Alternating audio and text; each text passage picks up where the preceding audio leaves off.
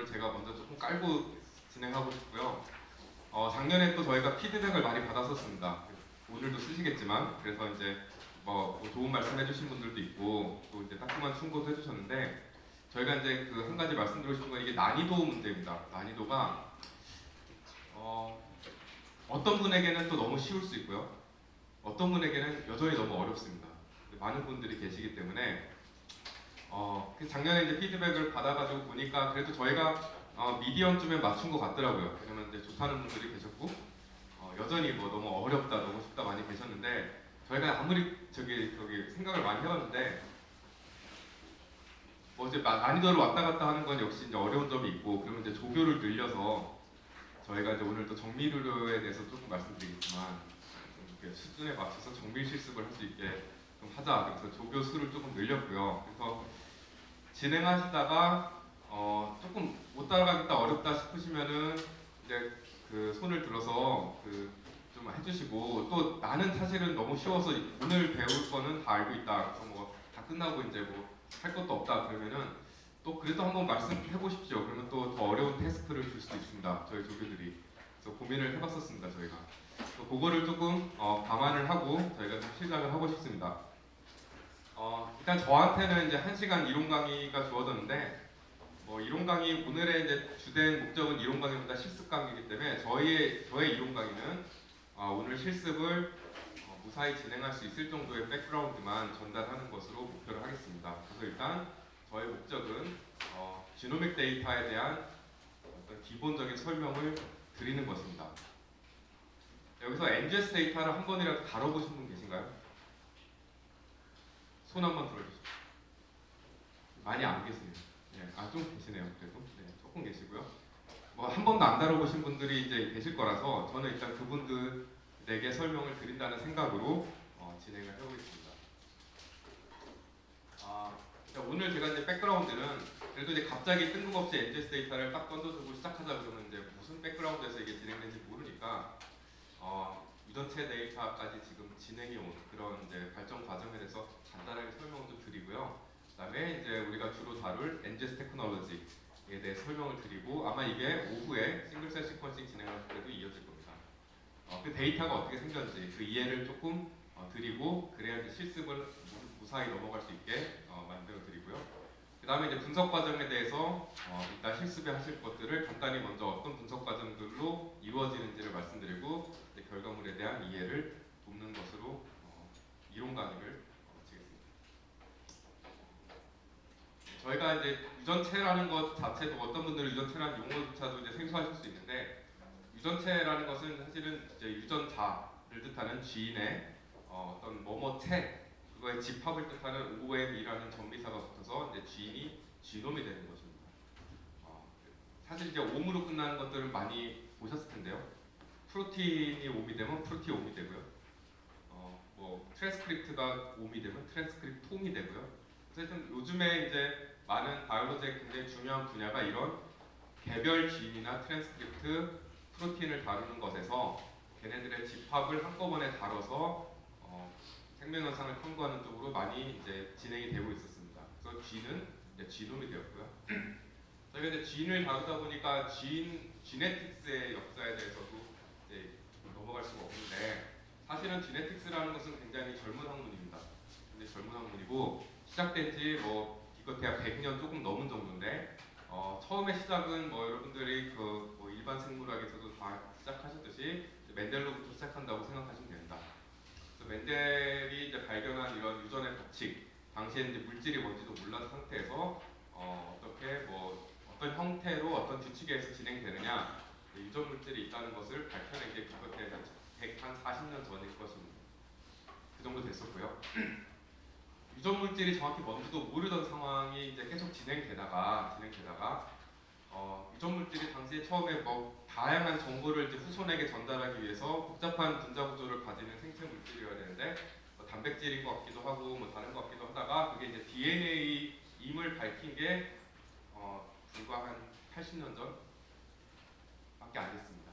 DNA라는 물질이 당시에 어떻게 생긴지도 모르는 DNA라는 물질이 유전 정보를 전달하더라. 그래서 뭐 형질 전환 실험, 에이버리 실험 이런 거 통해서 DNA를 이제 DNA를 없앴더니 이제 성질이 전환되지 않더라 이런 걸 통해서 DNA가 유전 물질인 거를 이때 처음 밝혀냈고 아시다시피 왓슨 크레이기에서 1953년도에 이 DNA의 구조가 처음 밝혀졌고 DNA 구조가 ATGC의 네 가지 염기가 이렇게 배열된 그런 이중나선 구조임을 처음 알았습니다.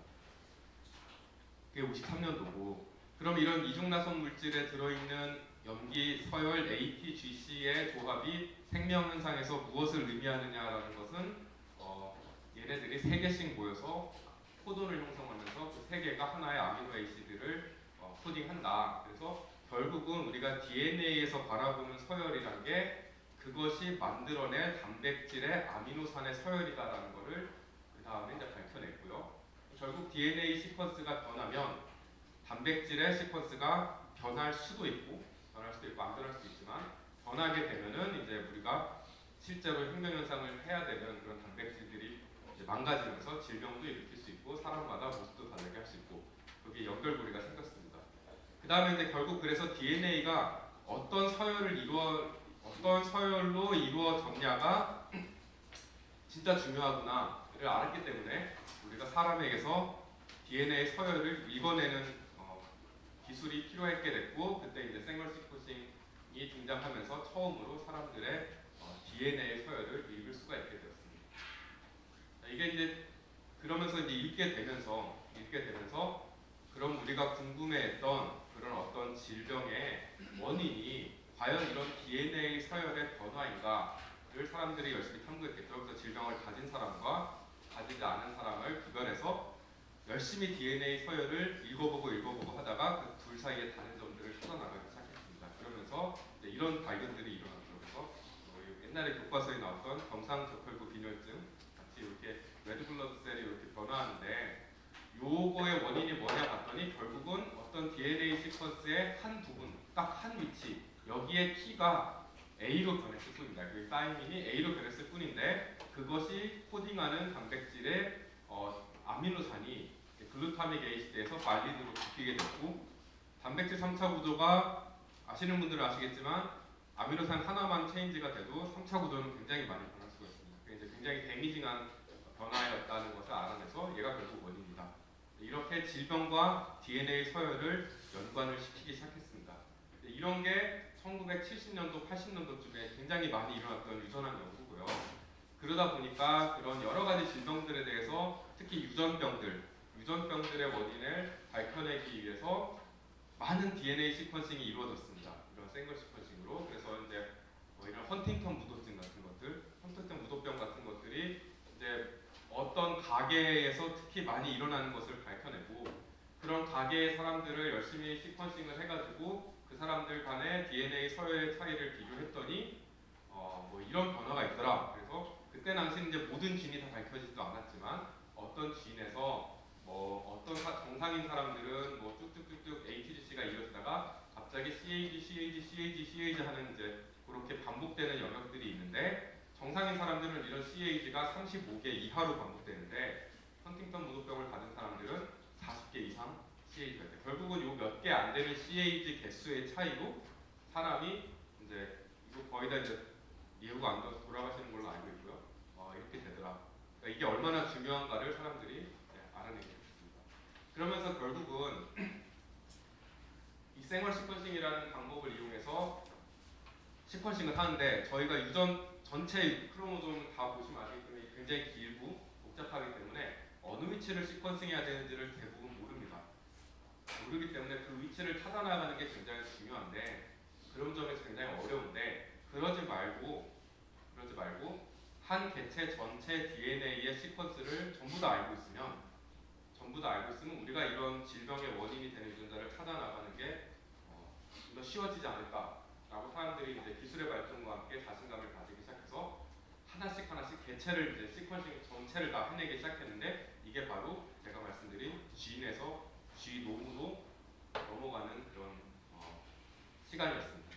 그래서 이제 90년대에 처음으로 바이러스 하나를 시퀀싱을 했는데 이게 이제 180만 베이스 페어 정도, ATGC가 180만 개 정도 이루어지는 이제 바이러스 시퀀싱이 끝났고 다음에 계속 이제 좀 사람들이 열심히 돈을 투자하고 인력도 투자하고 하다 보니까 좀 더 긴 유전체들 전체 시퀀스를 알게 됐는데 그 다음에 이제 했던 게 이제 CL레강스였고 CL레강스는 약 1억 베이스 페어 정도 DNA 시퀀스를 가지고 있습니다.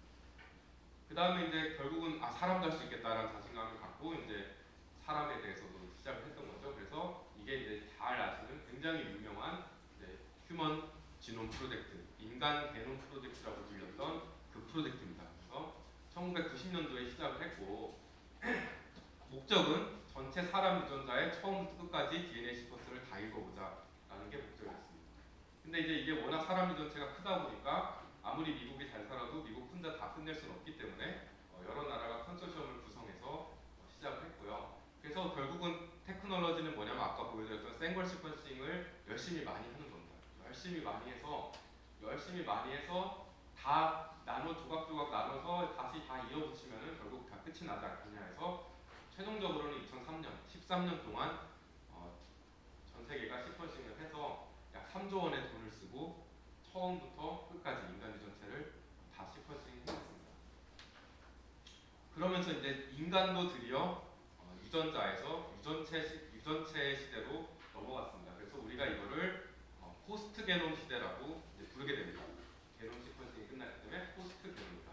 그래서 포스트 게놈 시퀀싱이 되는 넘어가는 시점이 인간 유전체 프로젝트고 이 인간 유전체 프로젝트는 사실은 굉장히 지금으로 치면 한 20년 전, 15년 전쯤에 끝난 프로젝트지만 현재도 굉장히 많은 영향을 미치고 있는 그런 결과물을 저희에게 주었습니다. 다시 생각해 보면은 인간 전체의 DNA 시퀀스를 알아낸 게 불과 15년 전이라는 것이죠. 지금 그 15년 동안 어떤 일들이 일어났는지는 정말 천지가 대적할 수준으로 정말 많이 변했습니다. 1대1로.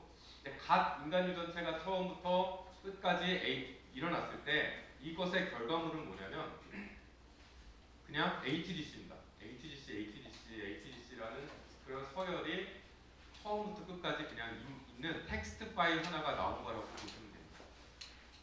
근데 그 텍스트 파일은 사실은 그 자체만으로는 끝냈다는 의미 이외에 그 텍스트 자체가 무슨 의미를 가지는지는 아무도 모르죠. 그냥 텍스트 파일일 뿐입니다. 아주 긴 텍스트 파일이죠. 근데 이제 이 텍스트 파일을 갖고 있음으로 해서 우리가 유전자의 위치, 유전자의 기능, 그 유전자를 조절하는 여러 가지 요소들이 우리 몸의 유전체에서 어느 위치에 위치하는지를 매핑을 할 수 있게 되었습니다. 그 전까지는 조각조각 알고 있던 그런 내용들을 이런 거대한 백본 내에서 우리가 위치를 시킬 수 있었던 겁니다. 그 전에 아까 헌팅턴 유전자는 이렇게 생겼어라고 DNA 시퀀스가 있었는데 그게 정확히 어느 위치에 있고 그 앞뒤에는 뭐가 있고 그 앞에는 어떤 얘를 조절하는 엘레멘트가 뭐가 있고 이런 것들이 이제 처음부터 끝까지 다 매칭이 되기 시작한 거죠. 그래서 2003년이 딱 끝나고 나서 전 세계 사람들이 다시 이 위치에서 어떤 유전자의 총 개수나 유전자의 분포 이런 것들을 밝혀내는데 또 몇 년의 시간을 소모를 했습니다. 그러다 보니까 유전자는 우리가 진짜 활발하게 우리 지금 생체 현상을 계속 발현시키는 액티브한 유전자부터 별로 유전자처럼 생겼지만 역할을 안 하는 유전자까지 되게 많은데 그 정의에 따라 다르겠지만 대략 2만 개에서 2만 5천 개 정도의 유전자가 우리 몸에 분포하고 있다라는 것을 이 매핑을 통해서 이제 알게 됐고 새로운 유전자도 많이 발견되었습니다. 그 다음에 걔네들의 조절하는 유전자 조절 요소들, 그 다음에 유전자가 어디에는 유독 없고 어디에는 유독 많이 몰려 있고, 그 다음에 어떤 유전자끼리는 시퀀스가 굉장히 비슷해서 얘네 조상이 같은 데서 얘네가 복제가 돼서 서로 다른 유전자로 진화했구나. 이런 유전자 사이의 관계까지 알아내게 되었습니다. 그리고 우리 몸에 굉장히 그 시퀀스가 HDC가 그냥 랜덤하게 막 있었을 것 같은데 그게 아니라 여기 사용됐던 시퀀스가 여기서 재사용되고 또 여기서 재사용되고 심지어는 어떤 특정한 시퀀스들은 여기저기를 옮겨 다닐 수도 있고 막 스스로 복제를 해서 막 수만 개의 위치에 들어가 있고, 그러니까 이 안에서도 그런 유전자 엘레먼트들이 어떤 따로 하나의 진화의 과정을 겪었구나라는 것까지도 알아내게 됐습니다. 그래서 그래서 굉장히 이 프로젝트가 유전체에 있어서는 아주 중요한 정점을 찍은 프로젝트라고 볼 수 있겠습니다. 그 다음에 이제 사람들이 해야 될 일을 열심히 생각을 했는데, 일단 지금 13년 동안 3조 원을 들여서 한 일은 한 인간의 전체 유전자 시퀀스를 읽은 거거든요. 근데 사람마다 유전자가 다 다를 것이고, 어떤 사람은 질병 가지고 있고, 어떤 사람은 안 가지고 있고, 어떤 사람은 황인이고, 어떤 사람은 백인이고. 그러니까 이제 첫 번째 사람을 끝냈으니까 여러 사람을 시퀀싱을 해야 되는데, 또 13년에 3조 원을 쓸 수는 없잖아요. 두 번째 사람을 하기 위해서. 그럼 결국은 시퀀싱 기술을 뭔가 획기적으로 계산을 해야겠다라는 강한 그 요구가 이때 생긴 겁니다. 그래서 사람들이 시퀀싱 기술을 일단 더 개발을 하자라고 시퀀싱 기술을 개발했습니다. 이게 이제 기존의 생활 시퀀싱 방법인데, 아시는 분도 계시겠지만 모르시는 분도 계실 수 있기 때문에 간단하게 설명을 드리면, 어떻게 우리가 DNA를 읽었느냐, HGC가 어떻게 배열되어 있는지 어떻게 알았느냐 보시면은, 이건 이제 DNA 복제 과정을 우리가 이용한 것입니다. DNA는 우리가 세포가 분열할 때마다 두 번째 분열한 세포에도 DNA를 똑같은 걸 갖고 있어야 되기 때문에 DNA 전체를 복제하는 메커니즘이 존재하고, 그걸 이제 DNA 폴리머레이즈라는 효소가 그거를 진행하는데, 결국은 원본 DNA가 있고 DNA 폴리머레이즈가 있고, 그 다음에 두 번째 그 DNA 복사할 DNA를 합성할 재료라고 하면 이제 요 카본 백본하고 그 다음에 아까 ATGC 4개의 연기거든요. 그 재료를 주고, 그 다음에 약간의 에너지, ATP 에너지를 주면은 얘가 이제 막 복제를 합니다, 효소가. 그래서 이제 쭉 만들어내는데, 그래서 원래 가만 놔두면 끝까지 잘 복제를 해 나갈 텐데, 저희가 연기를 조금 변형을 시켜서 원래는 이렇게 생긴 연기를 조금 변형을 시켜서 원래는 이렇게 생긴 연기인데, 여기 이제 옥시전 하나를 더 제거해서 약간 비슷하지만 조금 다른 연기로 재료를 바꿔주는데 ATGC가 있으니까 어떤 데는 이제 A만 조금 바꿔주고, 어떤 데는 C만 바꿔주고, T만 바꿔주고, G만 바꿔주고, 이렇게 조금씩 바꿔준 연기를 재료를 대신 집어넣습니다. 정상적인 연기 대신에 얘네를 집어넣고 복제를 시작하면 복제가 잘 이루어지다가 요 A가 사용돼야 돼. A가 사용될 것이라면 이제 원본이 T랑 A가 매치가 되니까 원본이 T인 곳에서 A가 사용돼야 되는데, 이때 정상적인 A가 사용되면 쭉 계속 진행할 것이고, 정상적인 A 대신에 우리가 이렇게 바꿔준 A를 집어넣으면 여기서 끊깁니다. 근데 여기는 전부 다 분량은 아니고 일부 분량이 조금 섞여 있기 때문에 이 내에서도 쭉 이어지는 여기서 끊기네 다양한 조각들이 존재하게 되죠. 대신에 그 공통점은 전부 다 A 위치에서 끊겼다는 것이죠. 여기도 마찬가지로 더 긴 애, 더 짧은 애가 다 있겠지만 C가 된 위치에서 끊겨서 되게 다양한 조각들이 있고, T가 된 위치에서 끊기고, 얘네를 이제 다 섞어서 전기운동을 내리면 짧은 조각이 멀리 가기 때문에 멀리 간 애들부터 가장 얼마 못 간 애들까지 쭉 이어질 것인데, 이 조각들의 특징은 다 얘네 어디서 어느 튜브에서 왔느냐에 따라서 여기가 끊긴 위치가 어디였다는 게 알려져 있기 때문에 얘는 T에서 끊겼고, G에서 끊겼고, A에서 끊겼고, C에서 끊겼고, 그럼 이 위치는 G에서 끊긴 걸 보면 원본은 C였겠구나, 여기는 A에서 끊긴 걸 보면 원본은 T였겠구나. 그래서 G, A, C, T 이렇게 쓴 다음에 이거의 원본을 찾아 나가면 C, T, G, A. 이게 바로 원본의 시퀀스구나 라고 하는 것이 생얼 시퀀싱입니다. 그래서 이거는 이제 DNA가 진행이 되다가 진행이 끊기는, 그래서 트렁케이션에 의한 시퀀싱이라고 불리는데, 저희가 이 방법으로는 절대로 전체 유전체를 짧은 시간 내에 싸게 알아낼 수가 없습니다. 서열을 알아낼 수가 없습니다. 이거는 반드시 우리가 시퀀싱 하고 싶은 그 조각을 갖고 와서, 그 조각을 딱 띄어서 갖고 와서 걔를 충분히 이 리액션이 일어날 만큼 부풀린 다음에, 그리고 앰플리피케이션이라고 하는데 부풀린 다음에 거기다가 작용을 해야 됩니다. 그리고 한 번에 한 몇백, 600에서 700 정도 DNA 시퀀스밖에 알아낼 수가 없습니다. 결국 우리가 전체 유전체가 30억 베이스인데, 이런 짓을 수천만 번, 수백만 번 해야지 이제 전체를 알아낼 수 있기 때문에, 이건 수백만 번의 실험이 필요하니까 똑같이 13년에 3조 걸리는 것이고, 그러면 어떤 방법을 해야 우리가 이런 걸 안 하고 빨리 알아낼 수 있느냐?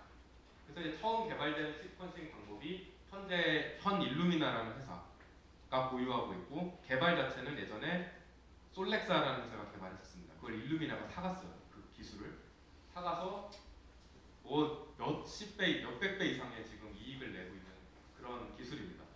이 일루미나 기술이 뭐냐면은 이렇게 데이터를 생산합니다. 우리가 문제가 뭐냐면, 우리가 지금 알아내고자 하는 서열을 먼저 뽑아내서 그 서열을 따로 관리를 해야 되는 게 가장 큰 허들이었기 때문에, 그러지 말고 전체 우리가 일단 DNA 샘플, DNA만 뽑은 다음에 그 DNA를 그런 작업 없이 한 번에 그냥 읽자. 그래서 어떻게 하냐면 그냥 랜덤하게 조각을 냅니다. DNA를 그냥 30억 베이스 페어를 막 랜덤하게 조각을 내면 여기저기서 조각들이 막 생기겠죠. 이런 조각들을 많이 만들어낸다. 많이 만들어내는데 약 수억 개 정도 이상의 조각을 이렇게 만들어낸 다음에 얘를 시퀀싱을 한꺼번에 하자는 방법입니다. 어떻게 한꺼번에 할 수 있냐면, 얘를 일단 여기다가 이제 요거를 이제 요게 이제 DNA, 원본 DNA는 그냥 생 DNA고, 이걸 읽기 위해서 이제 라이브러리라는 형태로 만드는데, 라이브러리는 요 염기 그 원래 원본 DNA 양 끝에다가 이제 우리가 필요한 올리고들을 이제 붙여 나가서 만든 게 그냥 라이브러리입니다. 그래서 이제 얘네가 요런 판에 붙을 수 있게 이제 유니버셜 아답터들을 붙여주고, 그러면 요 위에 이제 판 위에 요 아답터들이 있어서 얘네들이 요 판 위에 위치할 수 있게 되는데, 요게 지금 그림상으로 보면은 몇 개 안 돼 보이지만 당연히 뭐 전체 DNA 뭐 수억 DNA가 지금 여기 붙을 수 있게 여기 다 디자인이 되어 있는 것입니다.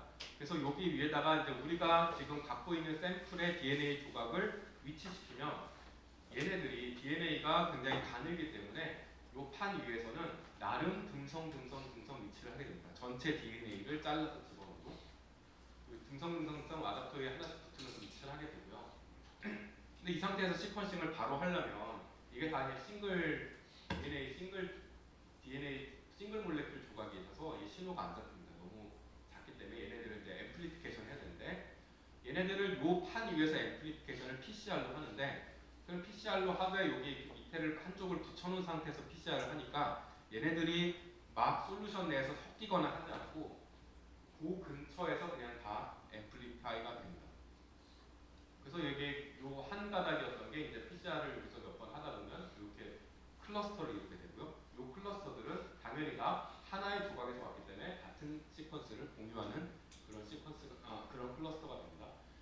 그럼 요 클러스터가 지금 여기 4개만 보이지만 실제로는 전체 DNA를 다 커버하기 때문에 실제로는 약 수천만 개의 클러스터가 지금 여기 위치한다고 보시면 되고요. 그럼 이 수천만 개의 클러스터를 위치한 다음에 결국은 얘네 각각의 클러스터의 DNA 염기 서열을 알아낼 수만 있으면, 우리가 이론상으로는 전체 DNA의 염기 서열을 알아내는 것과 같은 효과를 줄 수 있겠죠. 그러면 얘를 어떻게 염기 서열을 알아내냐면, 똑같이 비슷하게 생얼 시퀀싱이랑 비슷하게 DNA를 합성을 시킵니다. 복제를 이용해서 합성을 시키는데, 생얼 시퀀싱은 일부러 중간중간에 끊기게 해가지고 끊기게 해서 한번 끊기면 그 뒤로 진행이 안 되니까요. 그렇게 했는데, 그렇게 하면은 이거는 한 번에 알아낼 수가 없고, 이건 어떻게 하냐면 계속 합성하게 놔둡니다. 합성을 끝까지 하게 놔두는데, 대신에 하나씩 한 염기가 붙어서 합성될 때마다 방금 뭐가 붙었는지 기록을 남겨두는 겁니다. 그렇게 하면 첫 번째 염기 서열에 한 번 쫙 붙이고 사진을 찰칵 찍어서 방금 각 클러스터에 어떤 염기가 붙었는지를 우리가 기록을 해놓고, 그 다음 염기를 뿌려서 그 다음 염기가 붙은 다음에 그 사진을 찍고, 그럼 결국 이제 사진상으로는 이 클러스터의 위치가 고정되기 때문에 이 사진을 100장을 찍었다 라고 하면 각 클러스터 하나씩 고정해서 그 위치별로 뭐가 붙었는지 히스토리를 줍니다. 보면은 100장을 처음에 T, A, G, T 이렇게 붙었네. 이게 100장을 쭉 이어줍니다. 그러면은 각 클러스터마다 100개의 연속된 염기 서열이 나오게 되는데, 그 염기 서열이 바로 여기에 해당됐던 이 클러스터의 시퀀스입니다.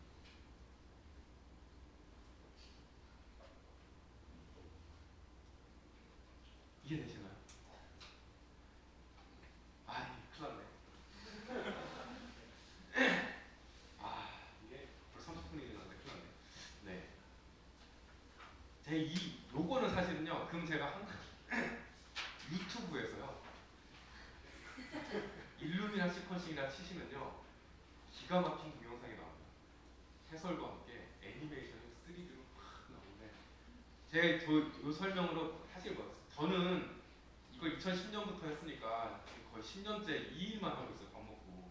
근데 사실 여기 처음 하시는 분들은 이제 30분 들으셨잖아요. 그러니까 이제 어쩔 수 없어요. 그래서 이제 제가 그 최대한 설명을 드렸는데 결과적으로 뭐냐면 요 처음에 원본 DNA의 각각의 서열, 각각의 DNA 프래그먼트의 서열을 전부 다 알아낼 수 있었다는 겁니다. 결론은. 그 프로토콜이 뭐든 간에. 그러면은 요 염기 서열 하나를 쭉 DNA 하나를 읽은 아까 100장의 사진을 찍었으면 이게 100개를 연속으로 읽는 겁니다. 여기도 100개, 여기도 100개, 여기도 100개. 그러면은 최종적으로 나오는 산물은 뭐냐면 염기 서열인데 HGC 100개짜리 염기 서열인데 그게 몇 개 나오냐? 개수는 처음에 우리가 준비했던 DNA의 프래그먼트의 개수만큼의 염기 서열이 나오는 거예요. 그럼 우리가 이걸 텍스트 파일로 쓰면은 이렇게 됩니다. 이렇게 되는데 이게 이제 아까 나중에 실습 때 다시 다뤄보실 데이터인데 이게 가장 첫 원시 데이터입니다. 로 데이터. 제일 첫 데이터입니다. 그 시퀀싱 기계에서 나온 요거를 열어보면 이거 본래는 열 일이 없어요. 사람이 보라고 만든 시퀀스가 아니기 때문에 열 일이 없는데 그래도 한번 열어보시면 이렇게 생겼습니다. 그냥 텍스트예요. 그냥 텍스트인데 딱 보면 되게 복잡해 보이지만 이게 4개 단위로 끊기는 걸 볼 수 있어요. 4줄 단위로 끊깁니다. 4줄씩 끊기는데 중요한 줄은 두 번째 줄이랑 네 번째 줄밖에 없고요. 3번째 줄은 필요가 없는 줄입니다. 거의. 첫 번째 줄은 그냥 아이디고요. 여기 이 아이디는 뭐냐면은 그 각각의 DNA 프래그먼트에 그냥 이름을 붙인 거죠. 아이디. 다른 거랑 구별하고요. 두 번째 줄에 ETAA, CA 뭐시기 얘가 바로 그 DNA 프래그먼트의 서열입니다. 이 방법으로 읽었던 연속된 사진을 찍어서 읽었던 서열이고요. 세 번째 줄은 아예 무시해도 되고 네 번째 줄은 도저히 DNA 연기 서열이 아닌 되게 암호 같은 막 뭐가 들어있잖아요. 이거는 이 연기 얘가 지금 이게 포인트 때문에 사실은 이게 같아요. 길이가 얘가 100자면 얘도 100자고 얘가 100자면 얘도 100자입니다. 그 말은 1대1 매칭이 된다고 그러죠. 1대1 매칭이 되는데 이 각각의 연기 서열을 읽을 때마다 기계가 얼마나 확실하게 읽었는지에 대한 퀄리티 값을 주는 겁니다. 이건 연기 서열은 아니지만 컴피던스를 주는 거죠. 이 왜 주냐면 나중에 연기의 변이를 우리가 측정할 때 이 컴피던스가 없으면은 그 뒤에는 아무것도 우리가 뽑는 데이터는 다 거짓입니다. 그래서 요거는 이제 그 얼마나 잘 읽었는지 보여주고 중요한 건 이게 있었다는 거죠. 이게 몇 개냐면 이게 이제 텍스트 파일이 이게 몇 개냐면 뭐 작게는 수백만 개에서 많게는 수억 개까지 존재합니다. 그러니까 이 파일 사이즈가 그냥 압축 안 한 텍스트 상태로 받으면 대략 100기가 정도 됩니다. 순수 텍스트가 100기가짜리 텍스트 파일 보셨어요? 이걸 열면 큰일 납니다. 윈도우에서 더블 클릭해서 열면 큰일 납니다. 다운됩니다. 그렇기 때문에 절대 윈도우에서 열지 마시고 리눅스에서 여는 방법, 보는 방법은 이따 실습 때 아마 가르쳐 드릴 겁니다. 그래서 결국 이게 나왔는데 그러면 이게 이제 그럼 우리가 휴먼 아까 13년 3조에서 얻은 정보랑 정확히 동일하냐라고 보면 조금 거기엔 못 미칩니다. 왜 못 미치냐? 13년 3조를 통해서 읽은 거는 처음부터 끝까지 여기서 크로모좀 1부터 HGC가 쭉 연속됐잖아요. 30억 베이스 페어가 연속돼가지고 전체 DNA 시퀀스를 다 알아낸 건데 이거는 정보는 충분히 갖고 있는데 거기서 조금 못 미치는 정보는 연속되지가 않았어요. 다 조각나 있어요. 그리고 생거에 비해서 굉장히 큰 이득을 거뒀지만 한 가지 놓친 게 뭐냐면 생거는 우리가 DNA를 준비할 때 어느 위치다. 얘는 중요한 위치 이렇게 잘라가지고 준비해서 걔에서 나온 시퀀스가 뭘 의미하는지는 아는데 얘는 다 랜덤입니다. 얘가 크로모점 어디 어느 위치에서 왔는지 아무도 모르는 상태예요. 그거 하나를 희생함으로써 그 위치 정보를 희생함으로써 우리가 이거를 어떤 이득을 얻었냐면 13년 3조 걸리던 것이 지금은 약 3일 100만 원입니다. 3일 100만 원에 얻은 대신에 딱 하나 잃어버린 게 위치 정보다. 그러면 우리가 위치 정보를 조금만 정보학적인 개념을 이용해서 다시 잘 복구할 수 있으면 당연히 이걸 쓰지 옛날 걸 쓰진 않잖아요. 근데 이제 그런 기술들은 이제 바이오인포메틱스 하는 사람들이 그동안 지난 10년 동안 열심히 개발을 해왔습니다. 그냥 쓰시기만 하면 될 정도로. 그래서 요 연기 서열들이 지금 우리가 이렇게 보면은 감이 안 오니까 얘를 이제 나중에 얘 각각의 연기 서열이 어디서 왔는지를 붙이는 작업, 얘를 어디서 왔는지 추론하는 작업이 필요한데 이 추론을 하기 위해서 저희가 처음에 휴먼 게놈 프로젝트에 30억 베이스 페어 쭉 연결된 거기다가 하나씩 대보는 거예요. 얘를 갖다가 30억에다 대보고요. 얘도 30억에다 대보고요. 대보면 아마도 얘가 지금 이게 경우의 수를 생각하면 아시겠지만 이게 하나의 위치에 4개씩 HGC 4가지 경우의 수가 있기 때문에 이게 100개다 그러면 경우의 수가 4의 100승입니다. 우연히 4의 100승과 똑같은 위치가 2군데, 3군데 있기는 어렵잖아요. 그래서 대보면 가장 그럴듯한 위치에 맞춰지는 데가 아마도 내 샘플에서 그 위치의 연기 조각을 DNA 조각을 읽은 것이겠구나 하고 우리가 추론을 하는 것입니다. 그래서 이 과정을 대보는 과정을 거치고 그 대보는 과정을 거치고 나면 비로소 이렇게 우리가 이 각각의 연기들 요 하나하나가 우리 하나의 조각으로 표시가 되는데 아 DNA의 어느 크로모점에 어느 위치에 붙은 조각이구나 하고 이렇게 표시를 할 수 있게 됩니다. 그 과정까지가 가장 기초적인 NGS를 다루는 것이고 이게 제가 이제 비용 말씀드린 건데 처음에 그 비용 유전체 전체를 시퀀스할 때 2001년도에 시작했으면은 이게 1억 달러가 드는데 지금은 1,000불, 100만 원, 1억 달러가 1,000불이 됐습니다.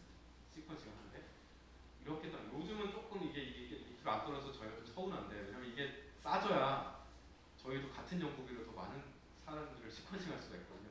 최근 몇 년 동안 좀 안 싸져서 일루미나가 독점해서 그런 것 같기도 하고 좀 슬프긴 한데 중요한 거는 이제 이렇게 이게 로그 단위로 익스포넨셜하게 떨어졌다. 유전체 변이에 대해서 말씀드리자면 제가 이제 이거는 아마 다 이해하셨겠지만 앞에도 말씀드렸듯이 유전자의 이제 시퀀스 하나 변이가 어떤 형질 변화까지 일으킬 수 있는지를 아까 이제 경장 노출구 비교증으로 말씀드렸고 뭐 그런 게 수도 없는데 얘가 항상 디지즈에만 연관된 건 아니고요. 그냥 우리가 꼭 질병이라고 볼 수 없는 다양성을 우리가 다 DNA의 변이들이 만들어낸 것입니다. 그래서 우리가 질병이 아닌 것들은 다양성이 되고 폴리모르피즘이라고 부르고 이렇게 이제 뭐 질병으로 가는 것도 있다 하면 뭐 나비들의 색깔이 다 다르고 나비들까지 갈 것도 없고 우리끼리 지금 여기 앉아 계신 분들 제가 앞에서 다 보이잖아요. 너무나 다르잖아요. 여기 계신 분들이 다 머리 색깔부터 키 뭐 다 다르잖아요. 근데 여러분들 다 똑같이 사람인데 왜 다 다르냐면 여러분들이 갖고 있는 30억 베이스 페어 중에 상당수가 지금 서로 다른 상태시거든요. 네? 얼마나 몇 개 정도 다르냐면은 대략 500에서 1000 베이스 페어마다 하나씩 다른 상태입니다. 여기 계신 분들. 많게는 1000만 베이스 페어씩 전부 다른 30억 중에. 그래서 지금 아마 이렇게 그런 폴리모르피즘이 있고 디지가 있습니다. 결국은 우리가 뭐 이거를 폴리모르피즘에 이용해서 뭐 진화 생물학을 하든 뭘 하든 결국은 시퀀스들의 변이를 추측해내는 게 가장 중요한 가장 기초적인 요소기 때문에 우리가 어떤 변이가 있고 그걸 어떻게 알아내는지를 밝혀내야 됩니다. 가장 간단한 변이는 역시 연기 하나가 변하는 변이고요. 아까 이제 경상도표구 비교처럼 여기도 이제 뭐 G가 A로 변했다. 이렇게 간단하게 하나만 딱 변하는 거죠. 이걸 저희가 싱글 뉴클레오타이드 베리에이션 단일 연기 변이라고 부르고 간단하게 그냥 SMB라고 항상 부릅니다. SMB 또는 이제 얘가 꼭 변이가 그 질병과 관계 없으면 폴리모르피즘 당연히 다양할 수 있잖아요. 그래서 SNP라고 부르고 읽을 때는 그냥 스닙이라고 읽습니다. 이렇게 변하는 것만 있는 게 아니라 어떤 경우들은 연기 한두 개가 사라지거나 또는 없던 연기가 들어오기도 합니다. 굉장히 지금 인간의 유전체는 너무나 다이나믹해요. 계속 변합니다. 세대가 지날수록 계속 변하고 이런 일들이 계속 일어나고 있는 것이고, 그리고 요거를 이제 이렇게 요게 이렇게 새로 들어온 거는 인설션, 그다음에 삭제된 것은 딜리션. 그래서 우리말로는 삽입, 결손 이렇게 부르는데, 얘네들은 뭐 우리가 검출하는 방법이 거의 비슷하기 때문에 이렇게 작은 인서션이나 딜리션은 그냥 합쳐서 인델이라고 부릅니다. 그리고 이렇게 작은 단위에서 변하는 것만 있는 게 아니라 큰 단위에서 변하기도 하는데, 우리가 아까 유전자들이 있었잖아요. 유전자들이 이제 보통 어떻게 있냐면, 우리 연기가 모든 세포마다 30억 베이스 페어 크로모좀 1에서 22 XY까지 있는 그 한 세트가 두 세트씩 있거든요. 두 세트가, 한 세트는 어머니로부터 받았고 한 세트는 아버지로 받았고, 그래서 두 세트가 있습니다. 결국 유전자는 모든 유전자는 두 카피가 있는 겁니다. 똑같은 게. 한 카피, 두 카피.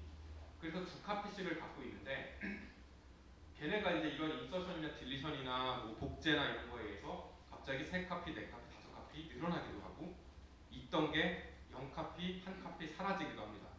그런 거를 우리가 카피 넘버 베리에이션, 복제 수변이라고 부릅니다. 또 DNA가 뭐 어떻게 망가지는 패턴은 너무나 다양한데, 어떤 경우들은 이런 인서션이 뭐 요만한 게 아니라 딜리션이 예를 들어 두 개의 베이스 페어 이런 게 아니라 100만 베이스 페어가 갑자기 딜리션 되기도 하고요.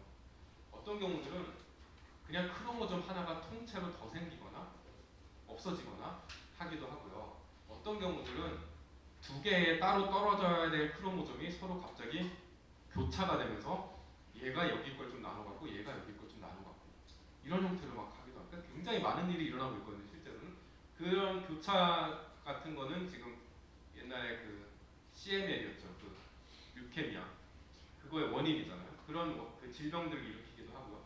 그래서 다양한 변이가 존재할 수 있는데, 요거를 디텍터하는 방법들은 NGS로 디텍트가 다 가능합니다. 일단 기본적으로는 다 가능해요. 이렇게 생산된 NGS 베스트 큐 파일 로 데이터만 있으면 이거 다 디텍트할 수 있습니다. 한 데이터로. 근데 문제는 이제 방법의 차이인데, 요거를 디텍트하는 것들이 가장 이제 기본적이고, 요걸 디텍트하는 건 조금 복잡하고 좀 어렵습니다. 그래서 실습에서 요거를 다루기는 너무나 어렵기 때문에 그래서 나중에 기회가 있으면 다루게 되고, 일단은 요거에 초점을 맞춰서 이제 가게 되겠습니다. 이런 게 이제 질병에 연관이 있었다라는 얘기들이고, 이런 아이들은 사실은 이게 뭐냐면은 이제 유전 질환이 있었던 거예요. 질환이 있었는데, 친구는 이제 IBD, 인플라마토리 바울 디지가 너무 이제 심해가지고 4살 전까지 서저리를 100번 받았다고 하고요. 그래서 거의 이제 포기하는 상황에서 이 아이의 DNA 시퀀스를 이제 학자들이 모여서 읽어봤더니, 어디에 변이가 있었는데 그 변이를 고쳐주면은 낫겠다라고 해서 뭐 이제 본메로 트랜스플란테이션 하고 이렇게 해서 결국 이렇게 잘 살고 있다. 이런 케이스들이 여러 케이스들이 있습니다. 결국은 환자의 DNA 시퀀스를 알아내는 게 질병을 치료하는데 도움을 준다라는 것이고, 이렇게 개별적으로 한 환자씩을 우리가 다룰 수도 있지만, 가장 중요한 건 요즘에 이제 모인 데이터, 오늘도 이제 데이터 사이언스 이유가 이제 모인 데이터인데, 한 명 한 명을 시퀀싱했을 때는 잘 모르던 것들을 많이 시퀀싱함으로써 새로 알아내기도 합니다. 첫 번째로 이제 가장 얘를 많이 모아서 시퀀스 해야 되겠다고 했던 프로젝트가 사우전 지놈 프로젝트라는 프로젝트고요. 이게 뭐냐면은 1000명을 시퀀싱을 하겠다는 겁니다. 이게 언제 시작됐냐면 2008년도에 시작됐는데, 저희가 2003년도에 한 명 끝났잖아요. 처음으로 13년 3조 걸려서.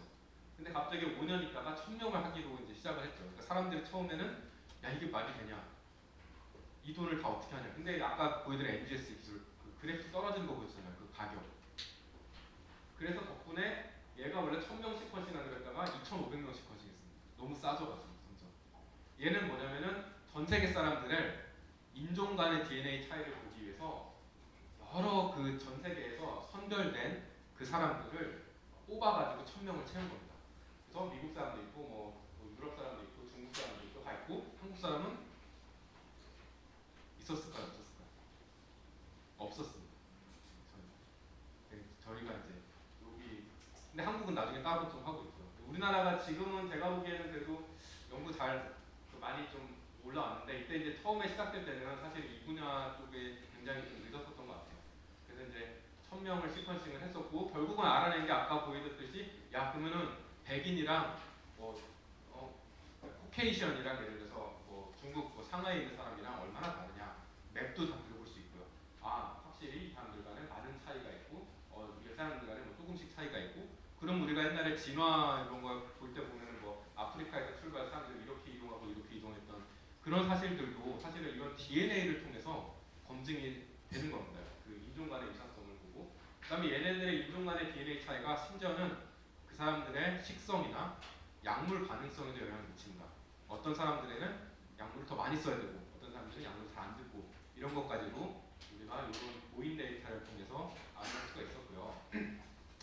더 많이 모으자라고 해가지고 사람들이 이제 뭐 컴퍼니도 설립을 하고 해서 23andMe 같은 경우는 이제 구글 창업자의 이분이 이제 XY인데 투자를 받아가지고 99불 10만 원만 내면 너 전체 그 DNA 서열 알려주겠다. 처음에 이제 이 사람들을 설득한 거는 너의 앵세스트리를 알려주겠다고 했습니다.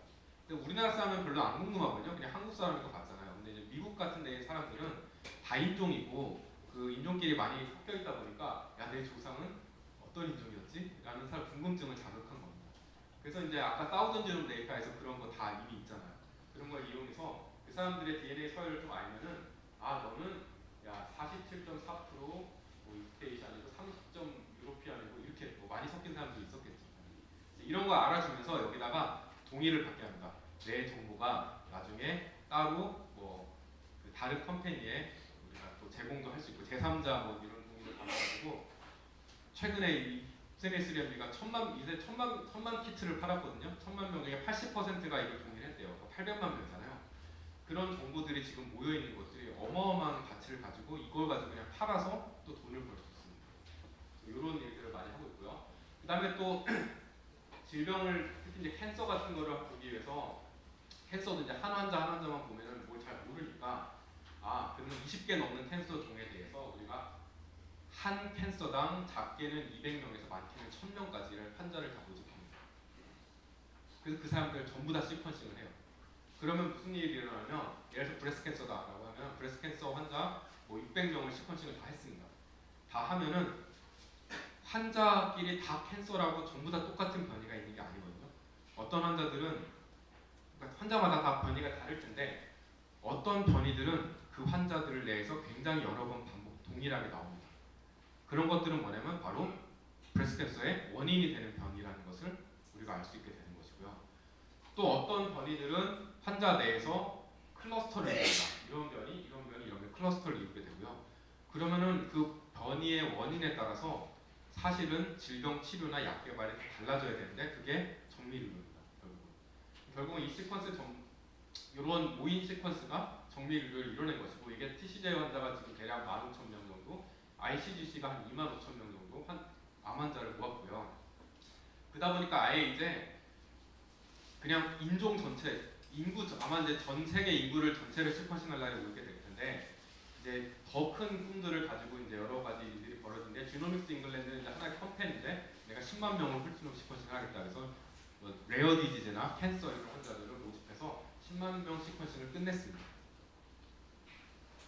그리고 사실은 그 뒤에 뭐 UK 바이오테크나 뭐 중국이나 미국의 프레시전 메디슨 이니시에이티브 같은 데서 또 마찬가지로 100만 명 우리나라도 지금 100만 명 시퀀싱 하겠다고 예타 통과했거든요. 그래서 이렇게 많이 모아놓으면 그들 간의 변이의 비교를 통해서 우리가 모르던 사실을 알아낼 수 있는데 그게 이제 결국은 이것도 데이터 사이언스 범주에 들어가는 거죠. 그걸 하기 위해서는 우리가 이제 어떻게 데이터를 다루는지 알아야 되는 것이고 그게 아마 오늘의 이제 의미라고 보시면 되겠습니다. 캔서 같은 경우 이제 가장 여기 영향을 크게 받은 질병이라고 볼 수 있는데 왜 그러냐면 캔서는 정말로 DNA의 변이에 의해서 생기는 질병이거든요. 유전 질환이거든요. 유전자 질환이거든요. 그래서 얘를 시퀀싱을 해보면 야, TP53은 정말 많은 캔서 환자들에서 정말 변이가 많이 있더라. 이 TP53은 정말 중요한 유전자구나.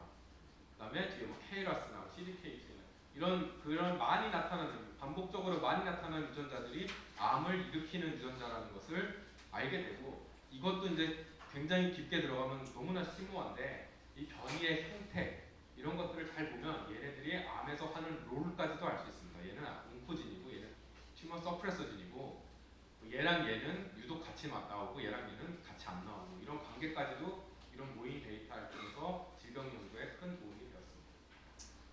그 아까 그 요 분석을 진행하는 요 분석 그 어널리시스 방법에 대해서 제가 이제 간단하게 설명을 드리면 요 데이터로 출발한다고 했잖아. 그 네 줄씩 읽은 여기 이제 폰트가 맞아서 드디어 제가 좀 제대로 보여드릴 수 있게 됐어요. 요렇게 이제 갖고 출발을 하게 되고요. 요게 이제 그 매핑입니다. 이게 그림이 여기 이제 사실은 이게 이제 DNA를 풀면 크로모좀 녹계장 풀면은 이런 게 이제 30억 베이스 페어가 있는 것이고 우리 요 시퀀스를 막 매칭하다가 여기에 이제 매칭이 됐다. 그러면 여기에 뭐가 붙냐면 얘로만 그냥 시퀀스만 존재하다가 여기에 크로모좀 넘버 스타트 엔드 H가 붙습니다. 그렇게 붙이는 과정을 우리가 이제 얼라이먼트라고 하고요. 그렇게 붙여야지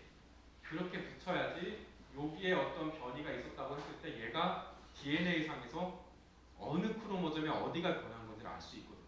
그리고 그게 유전자면 해석도 할 수 있고요. 그런 이제 얼라이먼트를 거치고 나면 이렇게 생긴 파일이 나오는데 이것도 사람이 읽으라고 만든 파일이 원래 아니거든요. 그냥 보여드리는 것이고 이것도 이제 그 압축을 안 한 상태로는 거의 100기가 정도 되는 그 크기고 압축을 해서 쓰는데 여기 보시면은 아까 그 패스트큐 파일은 크로모점 1번에 만 42번째부터 붙었구나. 그 말은 그거는 거기를 대변하는 시퀀스다 라는 것들을 이렇게 주르르 표시된 것이 얼라이먼트 파일입니다. 이거를 비주얼라이즈 한 게 아까 제가 그림에 잠깐 보여드렸던 그런 조그마한 조각들을 여러 색깔로 붙여놓은 것이고요. 요거는 이렇게 요거를 그냥 사람이 볼 수 있게 비주얼라이즈를 하면 전체 크로모점 위치 어디에서 어느 조각이 어떻게 붙어 있다라는 전체 현황을 알 수 있게 됩니다. 그 다음에 이제 가장 중요한 거는 이제 이런 현황만 보려고 우리가 얘를 데이터를 찍은 게 아니라 변이를 보려고 찍은 거기 때문에 변이를 봐야 되는데 변이를 보는 법은 간단합니다. 여기가 이제 얘가 지금 조각으로 보이지만 실제로는 얘는 지금 ATGC 시퀀스거든요. 이걸 쭉 확대를 하면 이제 ATGC가 보이기 시작해요. 지금은 이제 축소를 해놔서 그냥 조각으로 그림으로만 보이고요. 쭉 확대를 하면 쫙 보입니다. 그러면 어느 한 지점을 딱 우리가 찍어가지고 보면 그 한 지점에 원래 DNA 일반인 사람들이 갖고 있는 연기서열 여기는 A 여기는 보통 A더라 라는 연기서열이 그 위치에 딱 정해져 있고요. 여기에 이제 그 위치를 지나도록 찍힌 NGS 데이터들이 무슨 일을 한 거냐면 내 샘플에서 그 위치에 내 샘플의 그 위치를 읽었을 때 내가 읽었을 때 어떻게 봤다라는 관찰 정보를 준 것이거든요. 이런 겁니다. 여기가 원래 보통 C인데 요 각각 색깔 다른 요 하나하나가 지금 하나의 NGS 데이터의 DNA 프레그먼트. 이거 우리가 이제 리드라고 부릅니다. 리드 하나를. 리드가 하나, 둘, 셋, 넷, 다섯, 여섯, 일곱, 여덟, 아홉, 열, 한 20개 정도 리드가 지금 있는데 각 리드 하나는 지금 샘플에서 랜덤하게 읽었는데 우연히 여기가 걸린 거거든요. 그 시퀀스가 쭉 있는데 근데 이 리드는 이상하게도 내가 이 샘플을 읽었을 때는 이 위치가 C가 아니라 A였다라고 보고를 하고 있습니다. 이 리드도 마찬가지로 A였다라고 보고를 하고 있습니다. 근데 어떤 리드들은 내가 그냥 읽었을 때는 C였다고 보고를 하고 있습니다. 결국은 우리가 한 번만 딱 읽어서 이 위치를 정확히 결정할 수가 없거든요. 왜냐하면 에러가 있기 때문에. 정확하지 않거든요. 99.9% 정확하다고 해도 0.1% 틀리면 30억 베이스 페어에서 0.1% 틀리면 300만 군데가 틀립니다. 그럼 우리가 어떻게 가장 중요한 변이 한두 개를 알아내는데 300만 군데가 틀리면 안 되잖아요. 그래서 여러 번 읽는 것이고 여러 번 읽어서 나온 이 결과를 종합해서 최종적으로 이 위치에 내가 읽은 샘플에서 변이가 있다 없다를 결정을 하게 됩니다. 여러분들이 보시기에는 C2A 변이가 있는 것처럼 보이실 수도 있고요. 어떤 분들은 A 그래도 5개밖에 안 되는데 에러일 수 있잖아요. 지금 충분히. 그게 아니라는 데가 더 많잖아. 이게 복잡하죠. 사람인 경우는 이걸 직관으로 이해하려기 때문에 이게 안 됩니다. 그리고 사람은 편견을 가지고 있어요. 엄청난 편견을 갖고 있는데 여기는 K라스 위치잖아요. 이 위치가 딱 변했으면 이거는 가장 큰 온코진 핫스팟이거든요. 암이거든요. 거의 변했으면. 이 환자는 이걸 우리가 변이로 보느냐 변이로 보는지 않냐에 따라서 사실 치료도 달라질 수 있고요. 진단도 달라질 수 있습니다. 사람은 예를 들어서 내가 막 연구를 하다가 이 위치에 이 정도 보였는데 이거 변이면 대박이야. 결과가 되게 흥미로워라고 하면 이걸 보고 변이라고 부르겠죠. 어떤 사람들은 이게 아니면 좋아요. 그러면 이렇게 많은데 아니라고 부르겠죠. 이런 식으로 우리가 해석을 절대 하지 않는다는 겁니다. 여기서부터는. 그게 아니고 제가 아까 컨피던스 보여드렸잖아요. 그 위치를 읽을 때 각 위드마다 컨피던스가 있다고 보여드렸는데 그 컨피던스를 같이 따집니다. 그래서 여기는 A라고 읽었는데 얘 위드상으로는 읽었는데 기계에서 이거는 LI 가능성이 굉장히 높다고 얘기를 했다라고 하면 사실은 전체적으로 이게 LI 가능성이 높아지는 것이죠.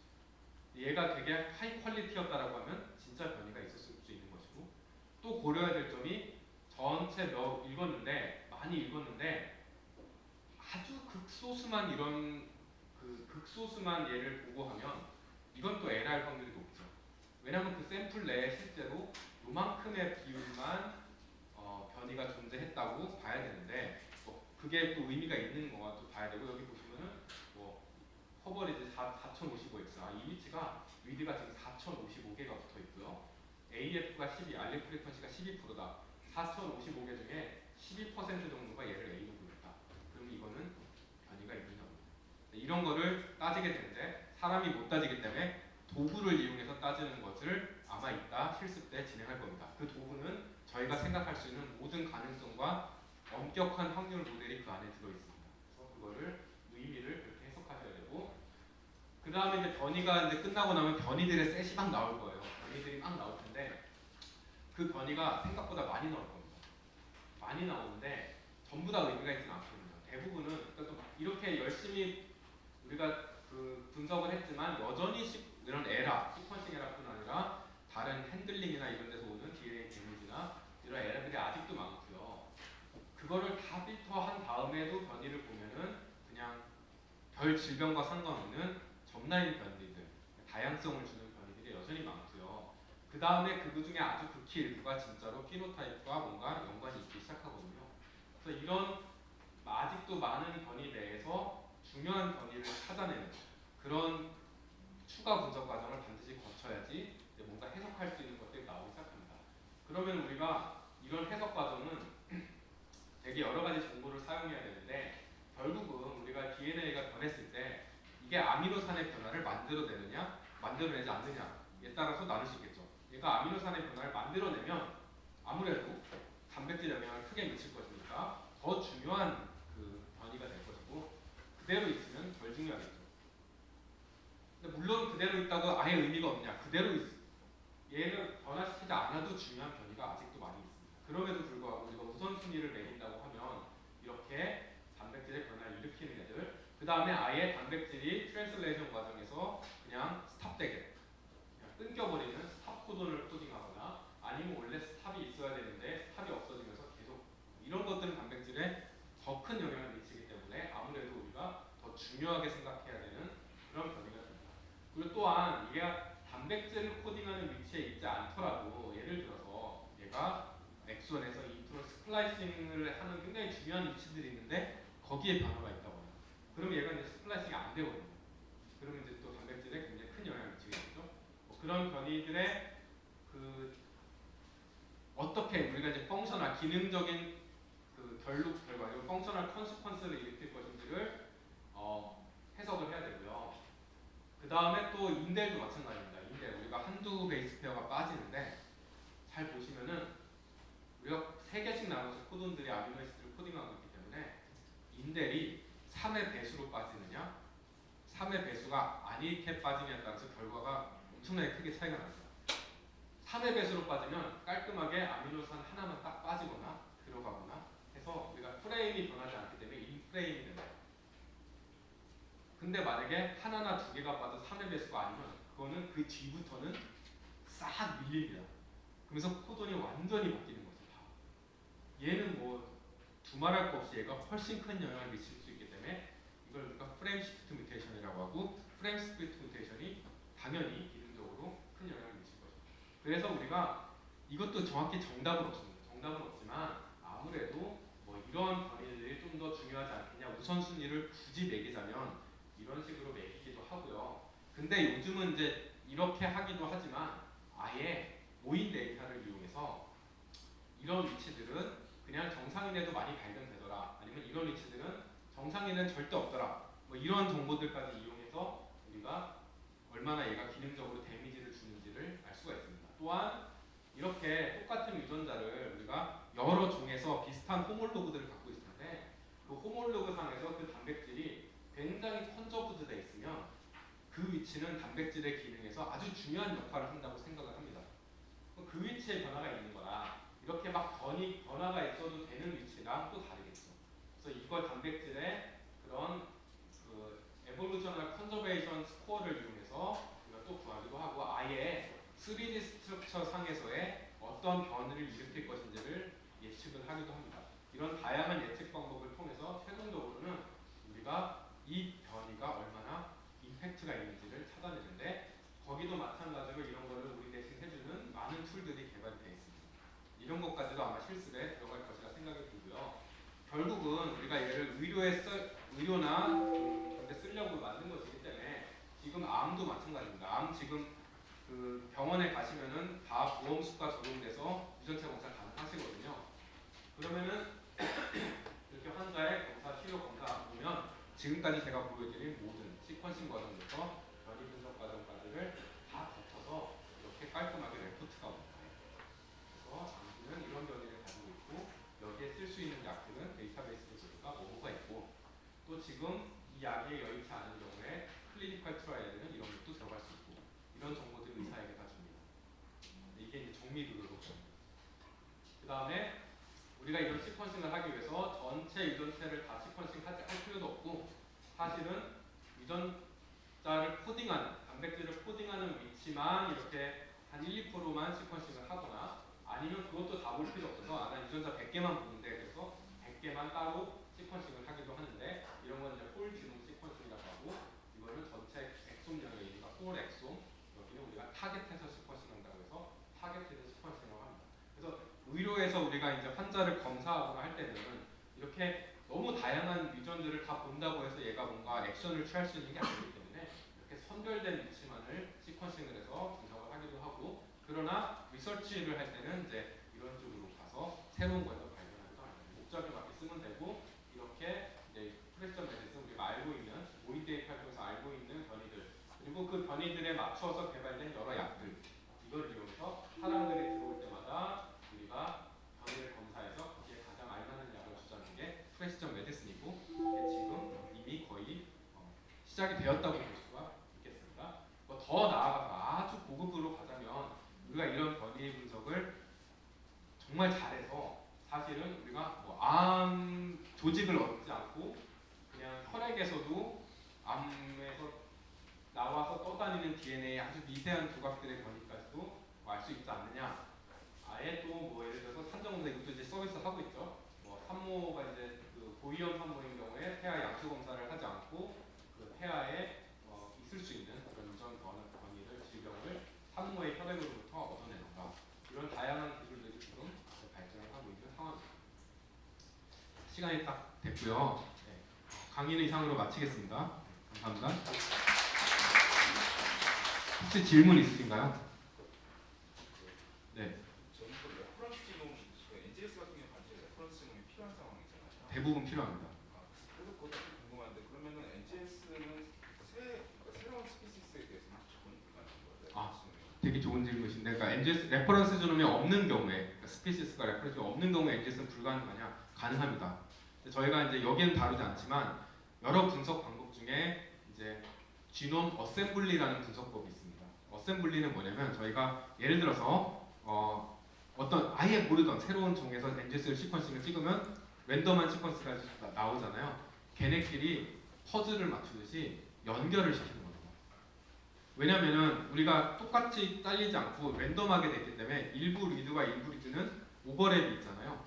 근데 그 오버랩이 되는 위치들을 보면은 이렇게 연결됐구나 지그소 퍼즐을 맞추듯이 그런 맞추는 방법이 있고 그것도 마찬가지로 여러 가지 툴들이 이미 개발이 되어 있습니다. 그래서 사실은 작은 지론, 미생물이나 바이러스나 이런 것들은 실제로 어셈블리 하는 과정 지금 어느 정도 표준화되어 있습니다. 할 수 있습니다. 그리고 레퍼런스 지놈이라는 게 사실 원래는 한 휴먼에 대한 전체 지놈 정도인데 네.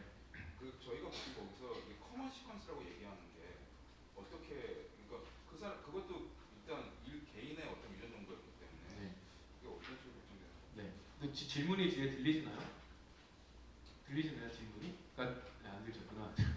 그 되게 좋은 질문이신데 레퍼런스 지놈이라는 게 결국 한 사람의 지놈이고 커먼 그 위치가 이제 커먼하게 뭘 갖고 있느냐는 한 사람 정도인데 어떻게 우리가 그걸 반영할 수 있냐인데 사실은 레퍼런스 지놈은 계속 업데이트가 됩니다. 처음 2003년도에 그게 무슨 GRCH 버전 뭐 계속 버전 올라가는데 어떤 팀이 있냐면 밥 먹고 그것만 업데이트하는 팀이 있어요. 팀이 있는데 뭐냐면 새로운 정보가 밝혀질 때마다 레퍼런스 지놈을 계속 체인지를 하는 거예요. 그래서 이제 잘못 알려진 위치들 체인지하고 그 다음에 뭘 또 하고 있냐면 제가 모인 데이터라고 그랬는데 아까 1000명 시퀀싱 했잖아요. 지금 실제로 한 20만 명 정도 모여 있거든요. 그런 모여 있으면 우리가 뭘 볼 수 있냐면 그 사람들의 해당 위치에서의 알릴들의 분포를 볼 수가 있는데 그러면 이제 뭐가 메이저인지를 이제 알 수 있는 거죠. 그럼 그 정보를 보고도 마찬가지로 레퍼런스를 업데이트를 할 수가 있어요. 그 레퍼런스 정보라는 거는 일 개인의 유전 정보가 아니고 종합된 일종의 계속 업데이트 시작은 개인이었지만 지금은 전부 다 계속 종합을 하면서 업데이트를 해 나가고 있는 그런 정보라고 보시면 됩니다. 또 질문 있으신가요? 그럼 몇 년 전에 분석한 결과가 지금 다시 분석하면 달라질 수 있는 건가요? 레퍼런스가 이렇게 지금 와서 막 굉장히 많이 바뀌지는 않기 때문에 그렇지만 달라질 수 있죠. 당연히 달라질 수 있습니다. 그러니까 옛날에는 얘가 레어한 별이라고 생각했던 게 알고 봤더니 뭐 여기저기 많이 있던 거더라. 뭐 이렇게 할 수도 있고 사실은 얼라이먼트도 마찬가지인데 그 한 3년 4년마다 그 대규모 업데이트가 일어나거든요. 버전이.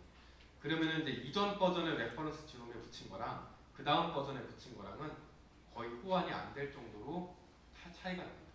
그 레퍼런스에는 인종도 고려를 해서 적절한 아시아 인종도 들어가는 그거는 이제 그냥 전 세계가 레퍼런스의 인종이 고려되냐라는 질문인데 그건 전 세계가 그냥 공통적으로 쓰는 그런 레퍼런스는 그냥 그걸 고려하지 않고 있고요.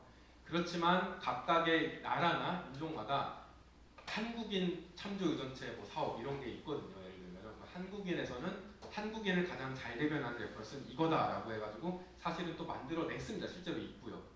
근데 이제 우리가 이제 다른 나라와의 연구 교류나 이런 걸 위해서 우리가 그걸 대상으로 분석을 하면은 또 이게 결과가 달라질 수 있기 때문에 그냥 그쪽에다가 일반적으로는 그냥 같이 사용하는 걸 쓰고요. 그렇지만 그렇게도 만들 수가 있습니다. 인종 특이적으로 레퍼런스를 아예 만들기도 합니다. 네, 시간이 좀 지나서 그러면 이제 실습 강의로 이어가도록 하겠습니다. 네, 감사합니다.